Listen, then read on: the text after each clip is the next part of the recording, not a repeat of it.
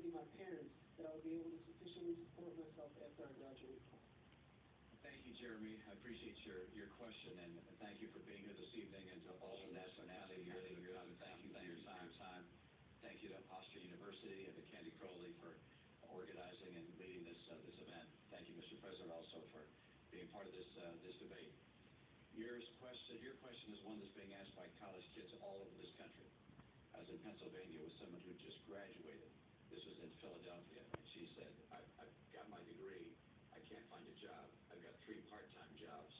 They're just barely enough to pay for my food and pay for an apartment. I can't begin to pay back my student loans. So what we have to do is 2 things. We have to make sure that we make it easier for kids to afford college, and also make sure that when they get out of college, there's a job.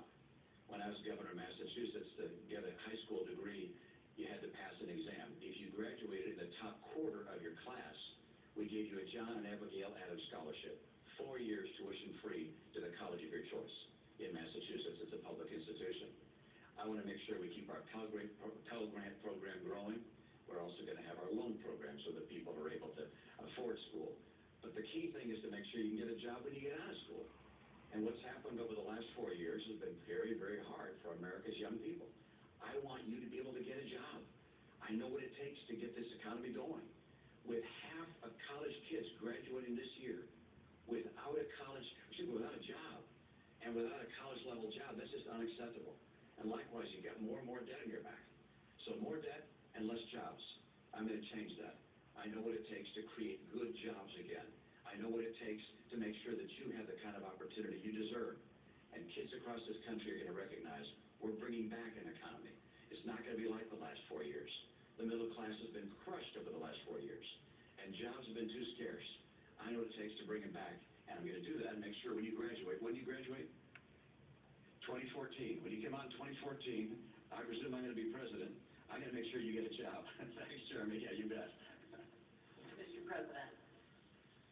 Jeremy, first of all, your future is bright. And the fact that making an investment in higher education is critical, not just to you, but to the entire nation. Now, the most important thing we can do is to make sure that we are creating jobs in this country, but not just jobs, good-paying jobs, ones that can support a family. And what I want to do is build on the 5 million jobs that we've created over the last 30 months in the private sector alone. And there are a bunch of things that we can do to make sure your future is bright. Number 1, I want to build manufacturing jobs in this country again. Now, when Governor Romney said we should let Detroit go bankrupt, I said we're going to bet on American workers and the American auto industry, and it's come surging back.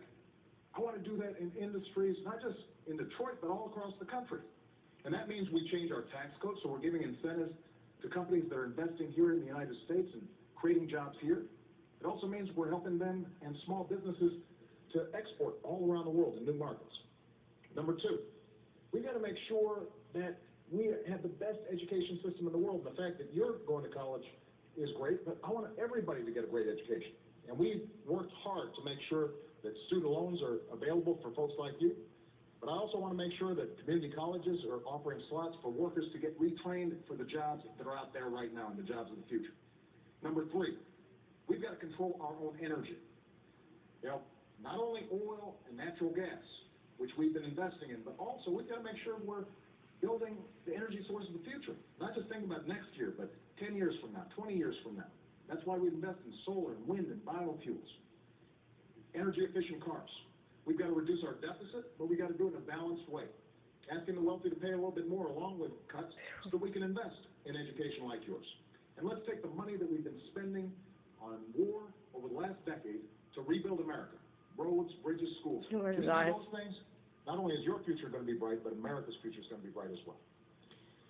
Let me ask you for a more immediate answer, beginning with Mr. Romney. Just quickly, what can you do? We're looking at a situation where 40% of the unemployed have been unemployed for 6 months or more. They don't have the 2 years that Jeremy has. What about those long-term unemployed who need a job right now? Well, what you're seeing in this country is 23 million people struggling to find a job. And a lot of them, as you say, Candy, have been out of work for a long, long, long time. The president's policies have been exercised over the last 4 years, and they haven't put Americans back to work. We have fewer people working today than we had when the president took office. If the unemployment rate was 7.8% when he took office, it's 7.8% now. But if you calculated that unemployment rate, taking back the people who dropped out of the workforce, it would be 10.7%.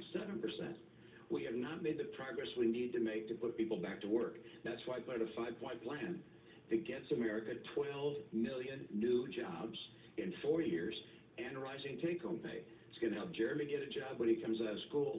It's going to help people across the country that are unemployed right now. And one thing that the president said, which I want to make sure that we understand, he said that I said we should take Detroit bankrupt. And that's right. My plan was to have the company go through bankruptcy like 7-Eleven did at Macy's and Continental Airlines and come out stronger. And I know he keeps saying, you wanted to take Detroit bankrupt. Well, the president took Detroit bankrupt. You took General Motors bankrupt. You took Chrysler bankrupt.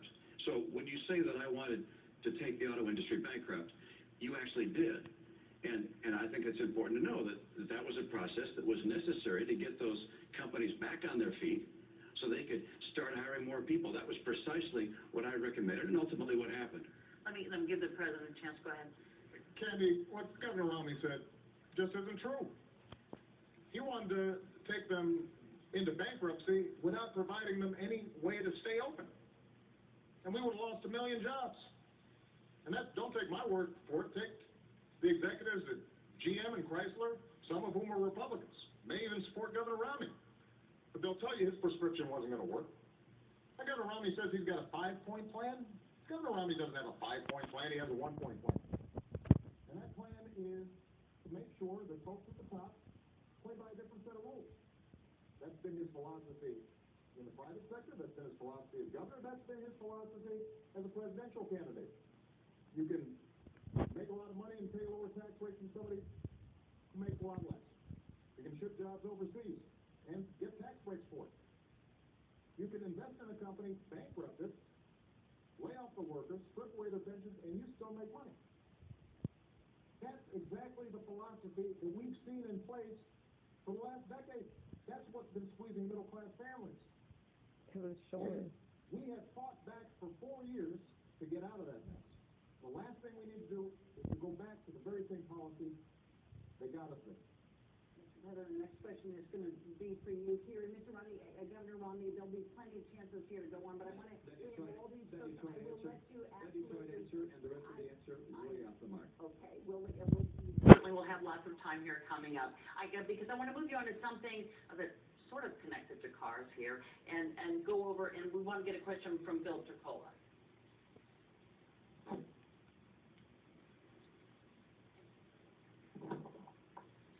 Your Energy Secretary, Stephen Chu, has now been on record 3 times stating it's not policy of his department to help lower gas prices.